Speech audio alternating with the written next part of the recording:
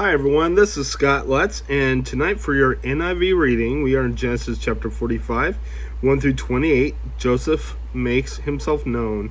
Then we're going to head to the New Testament. We're going to be starting with the book of Luke today. Luke chapter 1, 1 through 80. And we're going to start with the introduction with that one. Let's go ahead and read the scripture.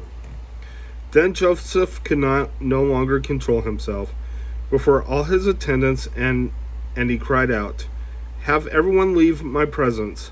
So there was no one with Joseph when he made himself known to his brothers. And he wept so loudly that the Egyptians heard him, and Pharaoh's household heard about it.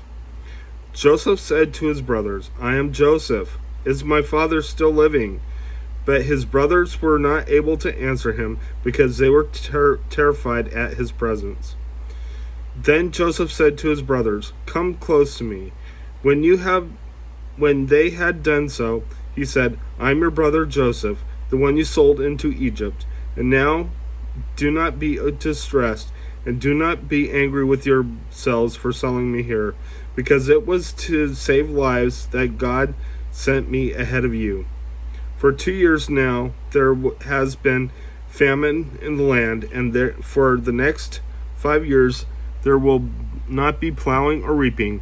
But God sent me ahead of you to preserve for you a remnant on earth, and to save your lives by a great deliverance. So then, it was not you who sent me here, but God. He made me father to Pharaoh, lord of his entire household, and ruler of all Egypt.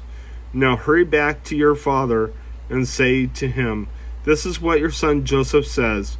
God has made me lord of all Egypt. Come down to me. Don't delay.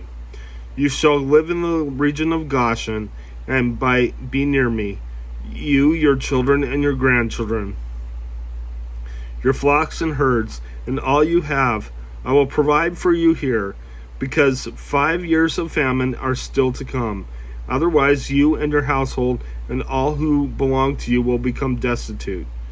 You can see for yourselves, and so can my brother Benjamin, that it is really I who am speaking to you. Tell my father about all the honor accorded to me in Egypt, and about everything you have seen, and bring my father down here quickly." Then he threw his arms around his brother Benjamin and wept.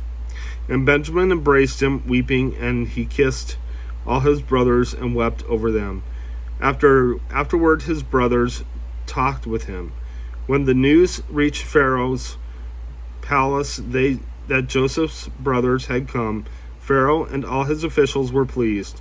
Pharaoh said to Joseph, "Tell your brothers, do this, load your animals and return to the land of Canaan, and bring your father and your families back to me.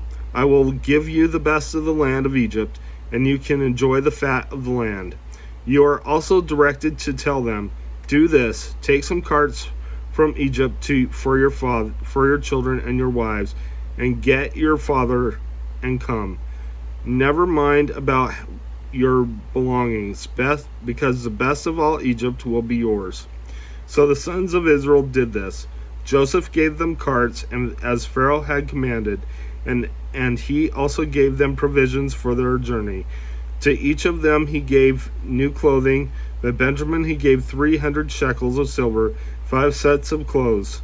And this is what he sent to his father: 10 donkeys loaded with the best things of Egypt, and 10 female donkeys loaded with grain and bread and other provisions for his journey.